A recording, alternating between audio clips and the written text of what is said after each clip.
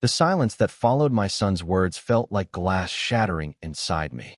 He had spoken them so casually, like he was offering me tea, stay, and help out with the house, or leave quietly, Mom. I blinked. Once. Twice. I reached for my bag, the same one I brought when I first came to live with them after my husband's funeral, and I walked toward the door. Not a word. Not a tear. But inside me, something ancient stirred. They didn't stop me. Of course not.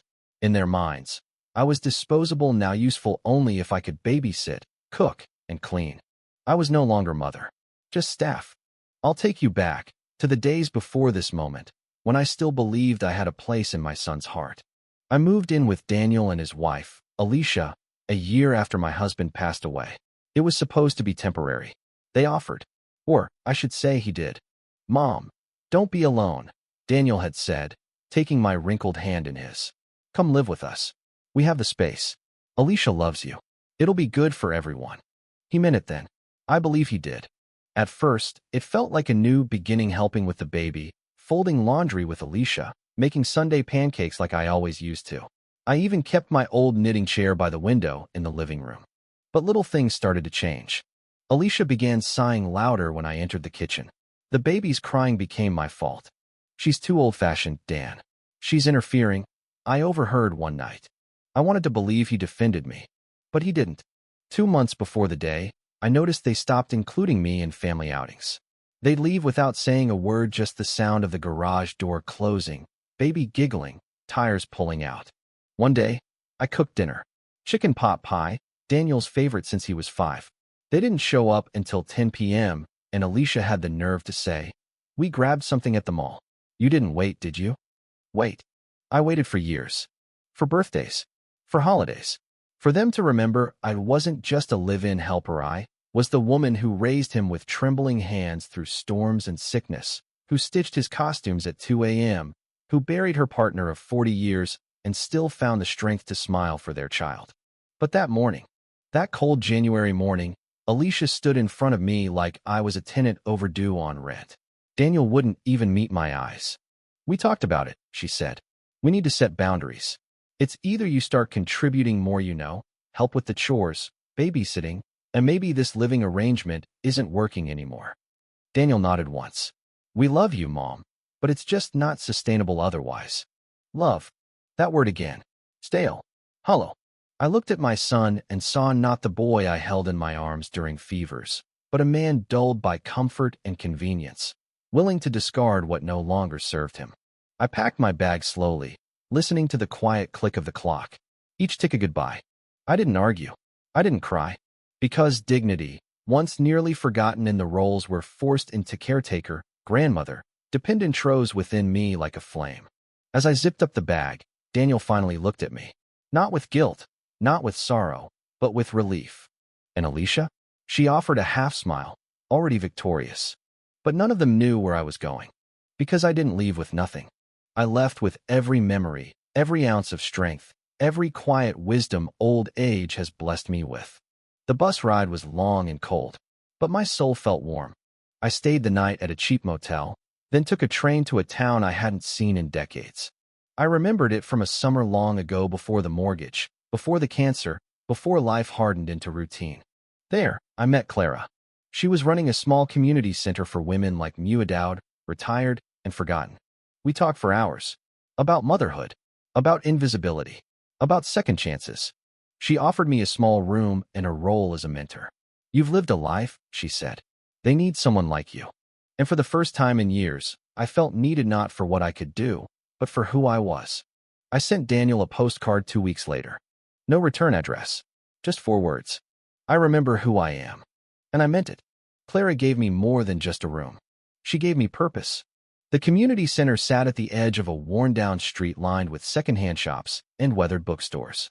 It wasn't fancy peeling paint and crooked shutters, but it pulsed with warmth. Laughter lived in its walls. Pain did too, but it was the kind that had been aired out, shared, softened. Every morning at 7 a.m., I'd walk down the creaky stairs and find the kitchen already filled with voices and the scent of brewing coffee. Women in their 60s, 70s, even 80s, widows, divorcees, those who never married, gathered like roots intertwining under a tree. We weren't invisible here. We were seen. It started small. Clara asked me to sit in on a writing workshop, led by a retired librarian named Judith who wore silk scarves and smelled of mint tea. We each wrote a memory from childhood. I wrote about Daniel's third birthday, the one with the red balloon he wouldn't let go of. I remember how the string wrapped around his tiny wrist like a lifeline. Judith read it aloud, then looked up at me with wet eyes. You write like someone who's just now realizing her own story matters. She was right. For decades, I'd poured everything into others' meals, lullabies, sacrifices. But I'd never told my own story. Soon, I began leading a group myself. We called it the Second Bloom. Every Wednesday, women gathered in the sunlit back room with notebooks, poems, and stories they'd buried beneath years of silence. One day, Maribella sharp-witted retired nurse read a piece about being left by her son after she refused to co-sign on his second mortgage. Another woman, Ruth, confessed she hadn't heard from her daughter in over a year. They cried. But they didn't cry alone. That was the magic. Not that we were without pain, but that we had each other to carry it. I had been gone from Daniel's house for a month when I got his first message. A cold, simple text. Mom, are you okay? Alicia says we might have been too harsh. Let me know where you are. I stared at the screen for a long time. There was no apology. No, I'm sorry. Just an afterthought, wrapped in guilt. I didn't answer. Not yet. One crisp morning, Clara handed me a key. To the north room, she said. It's yours if you want it. The grant came through. I stared at the brass key in my hand. It felt heavy like trust. Like a door I never thought would open again. I had a place. A purpose. Not as someone's burden, but as a leader. I didn't cry. Not then. But I sat in the quiet of that new room for an hour, hands folded, letting gratitude settle into my bones. 2 months after I left Daniel's house, a letter arrived. Real paper. His handwriting. Slanted, hurried. Mom, I've read your postcard 100 times. I remember who I am. I wish I'd asked what that meant before it was too late. Alicia and I were trying, but the house is quiet without you. I've had to learn how to make your chicken pot pie. It's not the same. I keep thinking about what I said. How I gave you 2 choices. That was cruel. It was selfish. I didn't see you as a person anymore, just someone to take care of things. And I know that's not love. I'm sorry, Mom. I really, truly am. If you ever want to come back, not to work, not to serve, just to visit, we'd be lucky to have you. Love. Daniel. I read it twice. 3 times. Then folded it and placed it in the drawer beside my bed. Forgiveness is a strange thing. It doesn't come with trumpets or fireworks. It arrives quietly, like morning light through a curtain. I wasn't ready, but I wasn't angry anymore either, because I had found something more important than their apology. I had found myself. One evening, during the Second Bloom Circle, Ruth brought in a photo of herself at age 20. She held it up and said, "This girl had dreams of Paris. She ended up in Milwaukee, but I'm finally buying the ticket. Next spring." We cheered like schoolgirls. Then someone asked, "What about you, Margaret? What are your dreams now?" I thought for a long time. I'd always thought dreams had an expiration date, that they belonged to the young. But no, my dream was this, to live the rest of my life choosing myself. Not in bitterness, not in vengeance, but with quiet strength, with joy. I wrote Daniel back 2 weeks later, told him I forgave him, that I was well, that maybe, someday, I'd visit for dinner, not duty, and that I hoped he would teach his daughter better, to love without conditions, to honor the past, because children are watching, always, and they will treat us as we treat our elders. Sometimes, late at night, I still think about that moment, the one where I stood with my bag in the hallway, my son's words echoing like a judge's gavel. But I don't feel pain anymore. I feel pride. I walked away with nothing but a smile and a bag. And somehow, I found everything I had ever needed. The first time I saw Daniel's daughter again, it was through a photo. Clara had invited a local photographer to run a life portraits project at the Centera Way for the women to document their stories through both writing and photographs. As we flipped through old albums one day, a familiar face popped up on my phone. Daniel had sent me a picture. Little Sophie standing in a puddle, laughing wildly in her yellow boots, her curls springing out in all directions. She looked so much like him at that age it made my breath catch. No caption, just the image. And yet, it said so much more than words. I stared at it for a long while, and then I smiled. Not the kind that hides sorrow, but a true one, warm, unguarded. Because something inside me had healed enough to let the sweetness back in. That evening, I sat on the porch of the center, wrapped in an old shawl Clara had knitted, sipping chamomile tea. Ruth sat beside me, humming softly. "You thinking about your granddaughter?" she asked without looking up. "I am," I admitted. "And my son. Maybe it's time I see them again. Not to stay, just to show them who I've become." Ruth nodded. "Sometimes we go away not to disappear, but to come back whole." She was right. I wasn't running anymore. I had roots now, but I also had wings. 2 weeks later, I packed a small bag and boarded a train headed toward the city. My hands trembled slightly as the houses blurred past the window. I was nervous, more than I expected. Would Sophie remember me? Would Daniel still carry guilt? Would Alicia look at me with eyes of resentment or regret? But I reminded myself I wasn't returning as someone desperate to belong. I was visiting as a woman who already did. When I arrived, Daniel met me at the platform. His face was pale, thinner than I remembered. But when he saw me, his eyes brimmed with tears. "Mom," he whispered. "You came." I didn't hug him immediately. I looked at him, really looked. And what I saw was not a man without flaws, but a man who had grown enough to feel them. So I reached out, touched his cheek the way I used to. And then we embraced. Their home hadn't changed much. The front door still creaked. The same old painting hung crooked in the hallway. But something had shifted. Alicia met me in the kitchen. She looked tired, more human than I'd remembered her. No longer the polished figure of quiet judgment. "Hi, Margaret," she said gently. "Thank you for coming." I didn't expect warmth from her, but I didn't feel the old coldness either. We talked little. Sometimes that's enough. Then came Sophie. She ran into the room, stopped short when she saw me, then tilted her head like she was solving a mystery. "Are you the grandma from the birthday videos?" she asked. Daniel laughed through a tear. "Yes, sweetheart. That's Grandma Margaret." Sophie grinned. "Your pancakes are famous. Daddy said so." And in that moment, just like that, I was back. Not as help, not as background, but as something real in the mind of a child. I stayed 3 days. We went to the park, baked cookies, read bedtime stories. On the last night, Daniel came to sit beside me on the porch, where I had laid out my shawl once again. "I've learned something this year," he said. "About love, about pride, about how easy it is to confuse comfort with rightness." I said nothing. Let him keep going. "You shouldn't have had to walk away for me to see your worth," he whispered. "But I'm glad you did. You reminded me of the kind of man I want to be. For Sophie, for myself." I reached over and took his hand. And in the quiet of that moment, I felt something loosen, some final knot untie. I left the next morning. Not because I didn't feel loved, but because I knew now that love doesn't mean staying in places where you're diminished. Daniel hugged me tightly. Alicia said goodbye with eyes that, this time, held no disdain, only understanding. And Sophie? She pressed a sticker into my palm. A gold star. "For being brave," she whispered. I nearly cried. Back at the community, Clara grinned as she handed me a stack of mail. "You were missed." I looked around and saw it clearly. This was home. Not a place, but a life I had rebuilt, one piece of self-respect at a time. Later that week, we started a new program, Letters to Our Younger Selves. Each of us wrote a letter to the girl we used to beta, one we abandoned somewhere along the path of caretaking, compromise, and silence.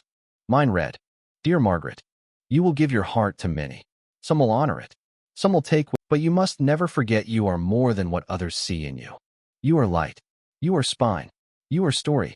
Don't be afraid to walk away when you must. Because you're not walking into loneliness. You're walking back to yourself. With love. Your older, wiser self." The day we read those letters aloud, the room felt like church. Every voice trembling. Every woman glowing. Because in telling our truths, we were freeing ourselves. I still see Daniel and Sophie from time to time. They visit now. I don't live with them. And that's the beauty of it. Love, when chosen freely, not demanded, is the most powerful thing of all. And so, if you're reading this, whoever you are, wondering if it's too late to choose yourself, let me be the voice that says, it is never too late. To leave. To grow. To begin again. A few weeks after returning from my visit to Daniel's, I found myself standing in front of a small, neglected garden plot behind the community center. Clara noticed me staring. "You thinking of bringing it back?" she asked, brushing dirt from her jeans. I nodded slowly. I think I'd like to grow something again. It wasn't about the tomatoes or basil. It wasn't even about the fresh air. It was about witnessing life return with patience, care, and intention. So I started. Early mornings found me with gloves on, knees in the dirt. Other women joined, one by one. We planted hope. We watered memories. And we laughed about things we once cried over. There was something holy in that patch of earth. Something that reminded me we are not just defined by our losses, but by what we choose to rebuild. One afternoon, while tending to the rosemary, I heard a familiar voice behind me. Smells better than Alicia's perfume. I turned around. Daniel stood there, holding a tray with coffee and 2 lemon tarts from my favorite bakery. He wore a sheepish smile and had brought Sophie with him, her hands sticky from something sweet. I thought we'd surprise you, he said. And they did. We sat under the wooden arbor behind the center, surrounded by lavender and marigolds. Sophie played with the other women's scarves, giggling as they crowned her queen of the garden. Daniel leaned back in his chair, looking around. This place, he said softly, feels like it's made of second chances. I looked at him, older now in ways that had nothing to do with age. I suppose that's because it is, I said. Later that evening, I found a small journal in my room, something I had started months ago and forgotten. Flipping through the pages, I noticed something. My first entries were written with sorrow, frustration, fear. The lines shook. The ink smudged. But the later ones they sang. They had steadiness. Peace. One entry caught my eye. Healing doesn't arrive like a parade. It comes like watering a garden. Daily. Quietly. Even when no one's watching. I closed the journal and held it to my chest. I had become someone I respected again. That weekend, we hosted an open mic night at the center. It was a small idea at first, something Judith and I dreamed up over tea. But word spread, and soon, the whole back hall was strung with lights and filled with folding chairs, nervous women gripping note cards, and the faint smell of cinnamon. I was the final reader of the night. I stood at the microphone, the room hushed. I didn't read poetry or a short story. I told my story. The real one. From the moment I was told I had to serve or leave, to the quiet grace of choosing myself. I spoke of fear, of regret, but mostly of discovery. Of how dignity grows not from others' approval, but from the choices we make when no one claps. When I finished, there was silence. Then applause. Loud. Tearful. Rooted. Afterward, an older woman I didn't know came up to me. She held my hand and whispered, "You told my story, too." And that's when I realized. This wasn't just about me. One by one, the women around me began to bloom. Not because of me, but because we had given each other permission. To speak. To feel. To change. And maybe, that was the real legacy. Not motherhood. Not sacrifice. But courage. Shared courage. I began to teach a new series of workshops soon after. Not too late. The art of starting over. We filled every seat. One woman left her abusive daughter's home. Another started college at 63. Ruth published a memoir. Clara opened a second community center in the next town over. And me? I bought a one-way ticket to a place I'd never been. Not to run away, but to keep growing. The night before I left, Daniel came again. "Mom," he said, "I don't think I've told you how proud I am." "You have," I smiled. "Every time you listen without interrupting.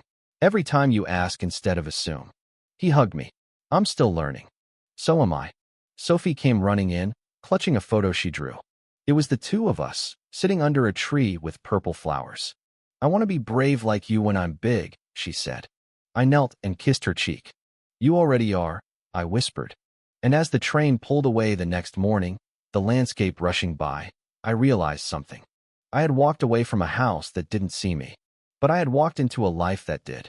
Not as a servant, not as an obligation, but as a woman who had finally, gloriously, remembered her worth. The town I traveled to wasn't marked on many maps. It was coastal, quiet, the kind of place where time slowed, and people didn't ask where you'd been only if you'd like tea. I rented a small cottage on a bluff, overlooking the sea. The paint was peeling, the floorboards creaked, but it was mine. Every inch of it carried possibility. I planted mint in clay pots, bought a second-hand typewriter, let the wind do what it wanted to my hair. It didn't take long before I realized I wasn't starting over. I was starting fresh in my terms.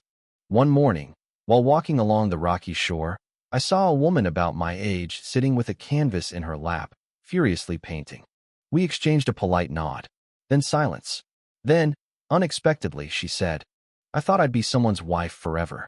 Turns out I'm a damn good painter." I laughed.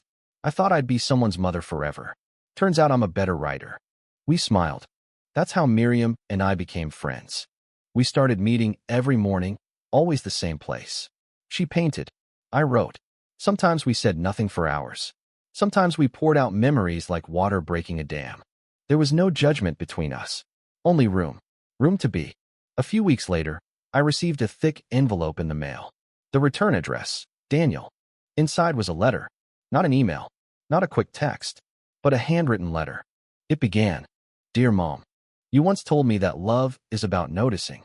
That when someone sees you fully, it's the greatest gift they can give. I didn't understand that then. I do now." I paused. "You didn't just leave us. You left who you had become to find who you were always meant to be. And in doing that, you taught me something I didn't even know I needed to learn. I'm not just proud of you, Mom. I'm inspired by you." He ended the letter with an invitation, a weekend retreat for fathers and daughters, hosted by a nonprofit. He wanted me to come, not as a guest, but as a speaker. They want someone to talk about identity, rebuilding, generational healing. I told them I know the perfect woman. I held the letter for a long time. And then, for the first time in years, I cried not because I was broken, but because I felt seen. The retreat was held in a redwood forest. Sophie met me at the gate. She was wearing overalls and had painted her nails gold. "I'm helping Daddy host," she said proudly. "I'm the official hug giver." She threw her arms around me and whispered, "I told everyone my grandma is the bravest lady ever." My speech wasn't perfect. My hands shook. My voice cracked in places. But I told the truth. I told them how I had mistaken silence for peace, service for love, how I had abandoned myself little by little, and how one morning, with a single quiet smile and an old canvas bag, I decided to reclaim me. There was no applause at the end, just a quiet stillness. Then, one by one, people stood, not in ovation, but in solidarity. After the retreat, things changed. I began writing full-time. Personal essays, reflections, stories like mine, stories like ours. A small publishing house picked up my collection, titled The Weight of Silence and the Grace of Leaving. The book launched quietly. No fanfare, no bestseller list. But the letters came. From women, from men, from sons and daughters. Each one said, "You told the story I couldn't say out loud." Years passed. Miriam and I hosted a creative residency by the sea, a place for women over 50 to come and rediscover themselves. We called it Third Bloom. The first bloom was youth. The second, survival. The third, freedom. Women came from all over. A nurse who'd never traveled alone. A retired professor who wanted to learn photography.